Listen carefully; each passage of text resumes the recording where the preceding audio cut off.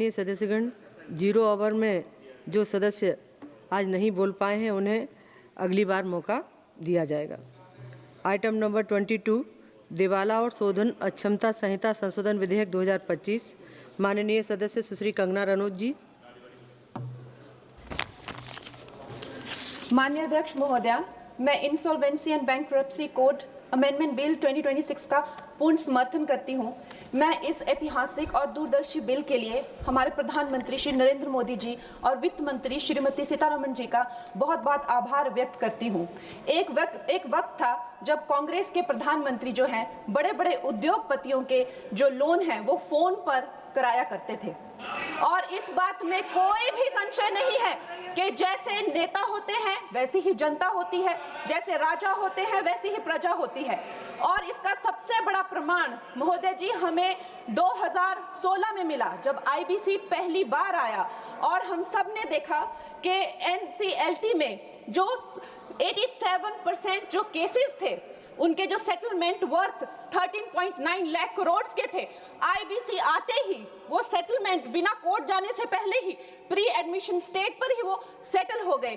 कहीं ना कहीं इसे आईबीसी का डर कह लीजिए या एक नेता की नीयत और नीति पे जनता का विश्वास कह लीजिए, चाहे कोई कितना भी, मैं कहती हूं अगर ये विलफुल डिफॉल्टर भी थे, लेकिन जब हम देखते हैं कि हमारे शीर्ष नेतृत्व जो है वो इतने कर्मठ है, कर्मयोगी है, तो एक विलफुल डिफॉल्टर भी देश के प्रति अपना कर्तव्य निभाना चाहता है। इसका प्रमाण हमने 2016 में देखा जब ये बिल आया था।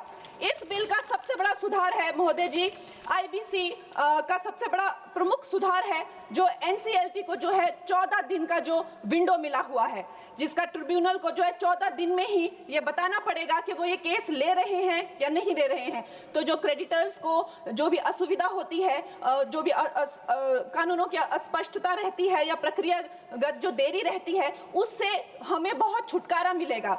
उसके बाद जो क्राउन डेट करके जो अंग्रेजों द्वारा चलाई गई ये जो कुनीति है, जिसके करके जो भारतीयों को लूटने का एक जो उनका जो काम था, कभी कांग्रेस ने नहीं सोचा कि हम भारतीयों को इससे मुक्ति दिलाएं।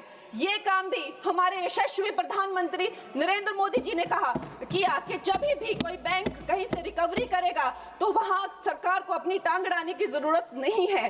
वो धन जो है लोगों के पास जाना चाहिए, गरीबों का पैसा जो है गरीबों के पास जाना चाहिए, और इसके लिए हम बहुत आभार व्यक्त करते हैं इस बिल की।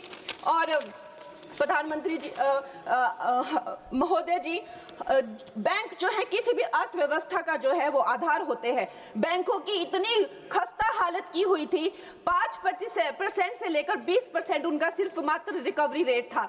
और ऐसे यहाँ के वित्त मंत्री थे कांग्रेस के जो कहते थे कि ये अनपढ़ गवार लोगों का देश है, ये क्या डिजिटल पेमेंट्स करेंगे। और हमारे प्रधानमंत्री जी ने जो भारतीयों का आत्मविश्वास तार तार कर दिया था, ये कांग्रेस के लोगों ने उन आत्मविश्वास को जगाया। 50 करोड़ से ज्यादा जन धन खाते खोले, जन जन को जो है बैंकों से कनेक्ट किया, और आज जो है बैंकों का जो है सशक्तिकरण जो है प्रधानमंत्री नरेंद्र मोदी जी ने किया है। एनपीए का जो रेट है, मतलब जो नॉन परफॉर्मिंग एसेट्स थे, कांग्रेस के टाइम पे 11.5% थे, और अब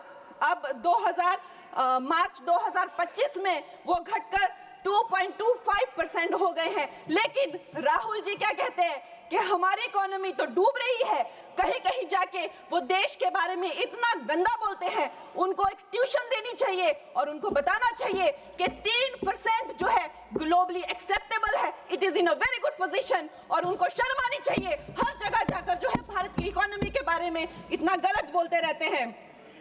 उसके साथ ही ये इसका सबसे बड़ा सुधार जो है वो है क्रॉस बॉर्डर इंसॉल्वेंसी के, मतलब जो हमारे जितने क्रेडिटर्स हैं अब वो बाहर के देशों में जाकर भी जो है अपनी रिकवरी कर सकते हैं, बाहर के देशों के एसेट से भी अपनी रिकवरी कर सकते हैं, वहां भी डिफॉल्टर्स पे केसेस कर सकते हैं, और भारत में अपना लूटा हुआ या खोया हुआ धन जो है वो भारत में वापस ला सकते हैं। महोदय जी, मैं अब अपनी सरकार को, प्रधानमंत्री जी को और वित्त मंत्री जी को धन्यवाद करती हूं।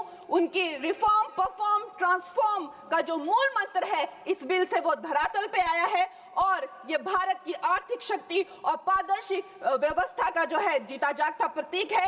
मैं इन्हीं शब्दों के साथ में एक बार फिर माननीय प्रधानमंत्री जी और वित्त मंत्री जी को धन्यवाद देती हूं और पूर्ण रूप से इस विधेयक का जो है वो आभार और समर्थन करती हूं। धन्यवाद। माननीय सदस्य श्री जगदम्बिका पाल जी।